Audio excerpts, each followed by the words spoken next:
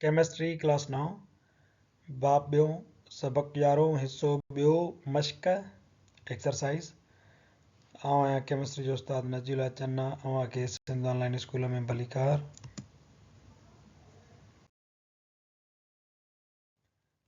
असांजे अॼोके लेक्चर जो मौज़ू आहे मश्क एक्सरसाइज। पहिरियों हिस्सो असां अॻे लेक्चर में कयो हुयोसीं, हिन में ॿिए हिसे ते ॻाल्हाईंदासीं।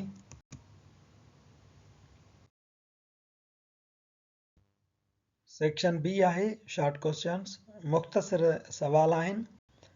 9 सवाल ॾिनल आहिनि, हर हिकु सवाल खे अलॻि अलॻि असीं जवाब ॾींदा हलंदासीं।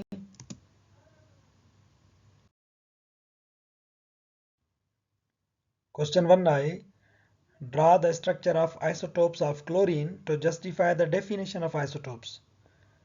क्लोरीन हमज़ादनि जी बनावट ठाहियो त जीअं हमज़ादनि जी वस्फ़ खे असीं जस्टिफाई करे सघूं। हाणे ही आहे क्लोरीन 35 ऐं ही आहे क्लोरीन 37। क्लोरीन 35 जो मतिलबु आहे त उन में 17 प्रोटॉन आहिनि, छो त क्लोरीन जो एटॉमिक नंबर 17 आहे त 17 इलेक्ट्रॉन हूंदसि। बाक़ी 35 मां 17 कट कंदासीं त 18 न्यूट्रॉन मिलंदा। असीं हिते 17 जेके आहिनि सो प्रोटॉन ठहिया आहिनि ऐं 18 जेके आहिनि उहे न्यूट्रॉन आहिनि। क्लोरीन 37, हाणे 37 जो मतिलबु आहे त 17 जेके आहिनि उहे साॻियो ई एटॉमिक नंबर त सेम हूंदो, 17 प्रोटॉन। 17 खे कट कंदासीं 37 मां त 20 न्यूट्रॉन मिलंदा, उहे असां हिते ड्रा कया आहिनि। हाणे ॾिसो त हिन जो जेको मास नंबर आहे क्लोरीन जो, 17 प्रोटॉन ऐं 20 न्यूट्रॉन, उहे पाण में जोड़ कंदासीं त जवाबु थींदो 37। त क्लोरीन ही आहे 37, हिन जो मास नंबर थियो 37। हेॾां 17 प्रोटॉन ऐं 18 न्यूट्रॉन पाण में जोड़ कयासीं त कुल थियो 35, यानी हे क्लोरीन 35। हिन क्लोरीन जो, हिन आइसोटोप जो मास नंबर आहे 35।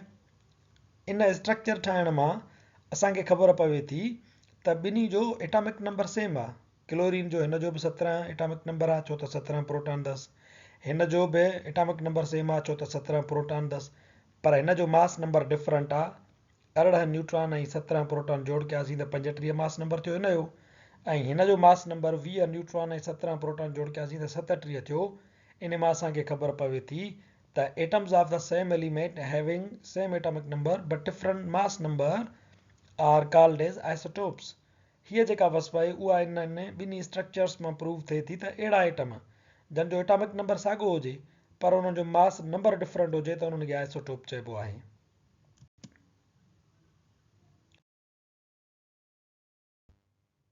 सवाल नंबर ॿियो आहे, an atom has 5 electrons in M shell, then हिकिड़े एटम खे एम शेल में 5 इलेक्ट्रॉन आहिनि त पोइ ए आहे find out its atomic number, उनजो एटमी नंबर जेको आहे उहो ॿुधायो। ॿियो आहे इन जे बारे में सवाल, right electronic configuration of atom, इन एटम जी इलेक्ट्रॉनी तरतीब लिखो। ऐं सी सवाल आहे, नेम द एलिमेंट ऑफ एटम, इन अंसर जो नालो लिखो जंहिंजो इहो एटम ॾिनल आहे। हाणे सभ खां पहिरियां त एम शेल में जेकॾहिं 5 इलेक्ट्रॉन अथसि त असांखे सम्झणो पवंदो त पोयां जेके शेल आहिनि उहे भरियल आहिनि, इन जे करे 5 इलेक्ट्रॉन अची करे एम में पिया आहिनि। हाणे एम खां अॻु शेल आहे एल, उन में 8 इलेक्ट्रॉन पवंदा आहिनि, ऐं उन खां अॻु वरी हिकिड़ो शेल आहे के, उन में पवंदा आहिनि 2 इलेक्ट्रॉन। तंहिंजे करे इन जो एटॉमिक नंबर छा थींदो, प्रोटॉननि जे बराबरि। हाणे 5 इलेक्ट्रॉन आहिनि एम शेल में ऐं 8 थी विया एल शेल में ऐं 2 थी विया के शेल में, यानी 2 ऐं 8 10 ऐं 5 15। त इन में इलेक्ट्रॉन 15 आहिनि त उनजा प्रोटॉन बि 15 थींदा, ऐं प्रोटॉन 15 आहिनि त उनजो एटॉमिक नंबर बि 15 ई थींदो। एम शेल में 5 इलेक्ट्रॉन, एल शेल में 8 इलेक्ट्रॉन ऐं के शेल में 2 इलेक्ट्रॉन। हाणे ॾिसो त 2 8 10 ऐं 5 15 थिया। 15 इलेक्ट्रॉन त माना 15 प्रोटॉन, ऐं 15 प्रोटॉन त माना एटॉमिक नंबर 15। सो इन मां असां जेको सी सवाल आहे उन जो जवाब बि ॾेई सघूं था त एटॉमिक नंबर 15 जेको एलिमेंट आहे उहो फास्फोरस आहे। बाक़ी बचो इन जो बी सवाल, right electronic configuration of atom, electronic configuration इन जी जेकॾहिं असां चऊं त उहा हिते अॻुवाट ई असां करे छॾी आहे त फर्स्ट शेल में के में 2 इलेक्ट्रॉन पवंदा आहिनि त उहो असां हिते लिखियो आहे त के शेल में 2 इलेक्ट्रॉन, ॿिए शेल में पवंदा 8 त एल शेल में असां लिखियो आहे 8 ऐं टे में पवंदा 18 त हिते असां लिखियो आहे एम में 5। इहा इलेक्ट्रॉनिक कॉन्फ़िगरेशन जेकॾहिं असां शेल्स में ॾेखारियूं त ही नंबर पहिरियों शेल के उन में 2 इलेक्ट्रॉन, ही नंबर ॿियों शेल एल इन में 8 इलेक्ट्रॉन, ही नंबर टियों शेल एम इन में 5 इलेक्ट्रॉन। एटम असां हीअं ठाहींदासीं।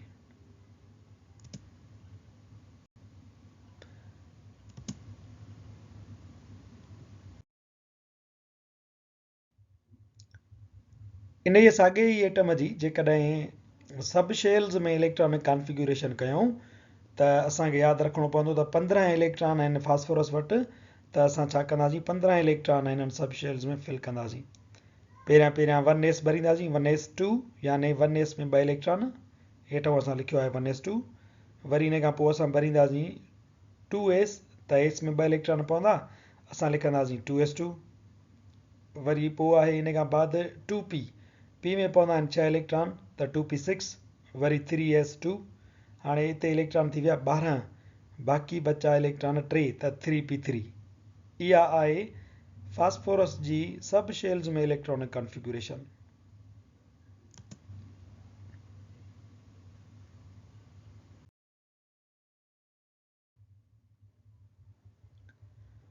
नंबर 3 सवाल आहे justify the Rutherford atomic model has defects. Justify कयो त रदरफोर्ड जे एटमी मॉडल में नुक्स हुया। नंबर पहिरियों जस्टिफिकेशन ही आहे त Rutherford did not explain the stability of an atom. Rutherford atom जे इस्तेहकाम खे एक्सप्लेन न करे सघियो। रदरफोर्ड जेको एटमी मॉडल पेश कयो हुयो उन में कंक्लूजन इहो हुयो, नतीजो इहो पियो निकिरे त इलेक्ट्रॉन जेकॾहिं मर्कज़ में किरी पवंदा त एटम जेको आहे उहो अनस्टेबल थी वेंदो, डिस्ट्रॉय थी वेंदो। पर जॾहिं त एटम जेके हूंदा आहिनि उहे स्टेबल हूंदा आहिनि त रदरफोर्ड इहो एक्सप्लेन न करे सघियो त जेकॾहिं ईअं थिए थो इलेक्ट्रॉन मर्कज़ में किरनि था त पोइ एटम जेको आहे सो उहो स्टेबल छो आहे, उहो अनस्टेबल थी करे टुटी छो नथो वञे। पहिरियों जेको डिफेक्ट आहे रदरफोर्ड जे एटॉमिक मॉडल जो उहो इहो आहे। ॿियो नंबर आहे इन Rutherford atomic model the negatively charged electron revolve around the nucleus in circular path. Rutherford वारे एटमी मॉडल में काटू चार्ज वारा ज़रड़ा इलेक्ट्रॉन मर्कज़ जे चौधारी गोल दायरनि ते फिरंदा रहंदा आहिनि एंड इमिट एनर्जी कंटिन्यूअसली ऐं मुसलसिल तवानाई ख़ारिज कंदा आहिनि। Due to continuous loss of energy electrons ultimately fall into the nucleus. मुसलसिल एनर्जी ख़ारिज करण जे करे आख़िरकार इलेक्ट्रॉन जेके आहिनि उहे मर्कज़ में किरी पवंदा आहिनि। इहो बि हिन जो डिफेक्ट हुयो जेको पोइ अॻिते हली रदरफोर्ड ॿुधायो त इलेक्ट्रॉन जेको आहे उहो हली हली पंहिंजी एनर्जी ज़ाया करे मर्कज़ में कोन किरंदो आहे। नंबर 3 हिन जो डिफेक्ट ही हुयो त ही also failed to explain the sub shells and specific energy levels. ही इहो पिणु ॿुधाइण में नाकाम वियो त एटम जे अंदरि सब शेल्स थींदा आहिनि ऐं हिकिड़ियूं मख़सूस एनर्जी लेवल्स थींदियूं आहिनि। हर हिकु शेल खे सब शेल खे पंहिंजी एनर्जी सिते हूंदी आहे, इहो ई न ॿुधाए सघियो हुयो जेको बाद में बोहर ॿुधायो हुयो।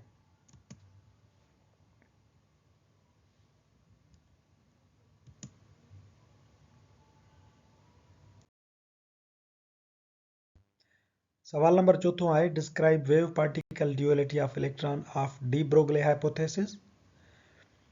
इलेक्ट्रॉन जी लहर ऐं ज़रड़े वारी ॿिटी नोइयत जेका डी ब्रोगले हाइपोथेसिस में पेश कई हुई उहा बयानु कयो।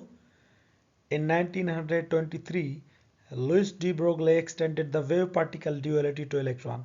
1923 में डी ब्रोगले इलेक्ट्रॉन ते लहर ऐं ज़रड़े वारी ॿिटी नोइयत लागू कई and proposed a hypothesis ऐं मफ़रूज़ो पेश कयो त all matter has particle as well as wave nature at the submicroscopic level। मादो जेकॾहिं उहो सब माइक्रोस्कोपिक लेवल ते हुजे यानी खूदबीनी खां बि नंढी लेवल ते हुजे जीअं इलेक्ट्रॉन प्रोटॉन न्यूट्रॉन आहे त मादे जे इन्हनि ज़रड़नि में लहर ऐं ज़रड़े वारी ख़ासियत ॿई मौजूदु हूंदियूं आहिनि। इलेक्ट्रॉन साॻे ई वक़्त ते ज़रड़ोब आहे त वरी साॻे ई वक़्त ते लहरब आहे, इन खे चऊं था wave particle duality. He said that location and velocity of electron cannot be determined on the same time. हिन इहो चयो त इलेक्ट्रॉन जी लोकेशन ऐं उन जी वेलासिटी तव्हां हिक ई वक़्त ते तय नथा करे सघो. असां इन जे बारे में पढ़ी बि आया हुआसीं त इन खे कीअं इलेक्ट्रॉन जी लोकेशन मालूम करण जे लाइ रेडिएशन्स हया विया त जीअं इन जी का लोकेशन मालूम कजे, पर वेतर इलेक्ट्रॉन जेको आहे सो अञा एक्सीलरेट थी वियो, उन जी जेका वेलासिटी आहे उहा वधी वई, त उन जी लोकेशन मालूम करणु ऐं वरी ख़ासि तौर ते वेलासिटी ॿई गॾु मालूम करणु नामुमकिन आहे. ऐं पोइ हिन पंहिंजो इहो जेका वेव पार्टिकल ड्यूअलिटी आहे उहा पंहिंजी हिन इक्वेशन में आख़िर में बयानु कई हुई. Lambda is equal to h upon momentum. इहो हिन ड्राइव कई हुई मैक्स प्लांक जी इक्वेशन मां. Energy is equal to h nu, ऐं वरी अल्बर्ट आइंस्टाइन जी इक्वेशन मां energy is equal to m c square. इन्हनि ॿिन्ही मां हिन हेठी इक्वेशन अख़ज़ कई हुई, जेका हिन पोइ वरी हाइपोथेसिस ॾिनो हुयो त कंहिं बि ज़रड़े में उनजो मोमेंटम आहे ऐं उनजी लैम्डा आहे, त यानी ज़रड़ो जेको आहे उहो हिक ई वक़्तु लहर जूं ख़ासियतूं बि रखे थो, उन में लहरी ड्रैग हूंदी आहे, त वरी उहो ज़रड़ो बि हूंदो आहे, उन में मोमेंटम बि हूंदो आहे. सवाल नंबर 6 आहे differentiate between shell and sub shell with examples. Shell ऐं सब शेल में मिसालनि जे ज़रिए फ़र्क़ु बयानु कयो. Shells are possible paths where electron can be found revolving around the nucleus. मदार या शेल उहे मुमकिन रस्ता हूंदा आहिनि जन ते इलेक्ट्रॉन मर्कज़ जे चौधारी घुमंदो रहंदो आहे. मिसाल जे तौर ते ही मर्कज़ आहे, इन जे चौधारी इहे जेके गोल रस्ता आहिनि इहे शेल्स आहिनि. इन्हनि में इलेक्ट्रॉन जेके आहिनि उहे मुमकिन तौर ते असांखे मिलंदा आहिनि, मर्कज़ जे चौधारी इहे रिवॉल्व कंदा रहंदा आहिनि. When more than 2 electrons revolve in a shell, जेकॾहिं हिकिड़े ई शेल में 2 इलेक्ट्रॉन जेके आहिनि उहे घुमनि था पिया, they repel each other, उहे हिक ॿिए खे परे धिकींदा.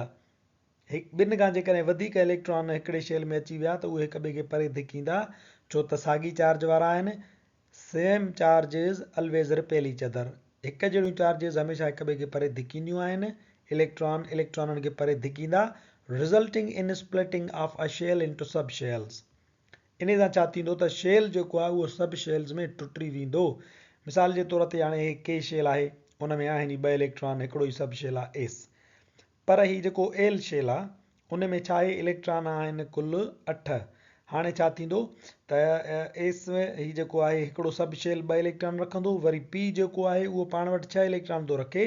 पर छा थींदो, इहो वरी जेको पी आहे पाण, इहो सब शेल इहो वरी अञा टुटंदो, ऑर्बिटल्स में टुटी वेंदो. P y, p x, p z, उन्हनि में 2 इलेक्ट्रॉन जेके आहिनि उहे हलिया वेंदा. These subshells have difference in their energy. इहे जेके सब शेल्स आहिनि उन्हनि जी एनर्जी जेका आहे उहा हिक ॿिए खां थोरे फ़र्क़ सां चेंज थींदी आहे. ईअं जीअं अॻिते असां वधंदा वेंदासीं त ॾिसो हे एम शेल आहे, पर उहो टुटल आहे 3 सब शेल्स में. हे एन शेल आहे, उहो टुटल आहे पाण 4 सब शेल्स में, छो त इलेक्ट्रॉन वधंदा त उन्हनि जा जेके सब शेल्स आहिनि उहे पिणु वधंदा वेंदा.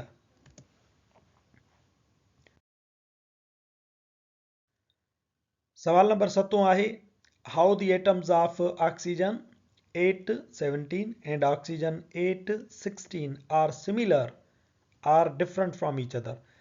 ऑक्सीजन 817 ऐं ऑक्सीजन 816 पाण में कीअं हिक जहिड़ा आहिनि ऐं कीअं हिक ॿिए खां मुख़्तलिफ़ आहिनि. हाणे असांखे इहा त ख़बर पवे थी त हीअ ऑक्सीजन ॿिन्ही जो जेको आहे सो एटॉमिक नंबर सेम आहे, त इहा हिकिड़ी हिननि में सिमिलरिटी आहे. ऐं एटॉमिक नंबर सेम आहे त इन्हनि जा इलेक्ट्रॉन बि सेम हूंदा, इन्हनि जा प्रोटॉन बि सेम हूंदा, ऐं इलेक्ट्रॉन सेम आहिनि ॿिन्ही जा त इन्हनि जूं केमिकल प्रॉपर्टीज़ बि सेम हूंदियूं. हाणे जीअं त ॾिसूं था त हिननि जो वरी मास नंबर 16 ऐं 17 उहो डिफरेंट आहे, त माना हे ॿई हिक ॿिए जा आइसोटोप आहिनि. ऐं हिन में जेको आहे सो पंहिंजो मास नंबर जेको हिन जो आहे उहो 16, हिन जो 17, त माना फिज़िकल प्रॉपर्टीज़ में हे ॿई हिक ॿिए खां मुख़्तलिफ़ आहिनि. थुल्हे खे असां चवंदासीं both are isotopes of oxygen. ॿई ऑक्सीजन जा जेके आहिनि हमज़ाद आहिनि. Isotopes have same atomic number. Isotopes जो जीअं त एटॉमिक नंबर साॻियो हूंदो आहे, so their chemical properties remain same.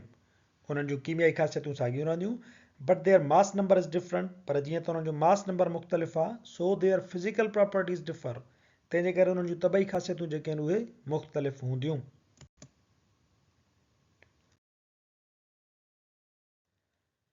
सवाल नंबर 9 आहे write down the names of सब एटॉमिक पार्टिकल्स। जेकी सब एटॉमिक पार्टिकल आहिनि उन्हनि जा नाला लिखो। उन्हनि जा नाला आहिनि proton, neutron, electron. Their masses in AMU with their unit charges. हाणे ही उन्हनि जो चार्जिस आहे। +1 हूंदी आहे प्रोटॉन ते, 0 चार्ज आहे न्यूट्रॉन ते, -1 आहे इलेक्ट्रॉन ते। AMU में मास ही लिखियल आहे 1.007 AMU मास आहे प्रोटॉन जो, 1.009 इहो AMU मास आहे न्यूट्रॉन जो, 5.486 × 10⁻⁻⁴ AMU इहो मास आहे इलेक्ट्रॉन जो।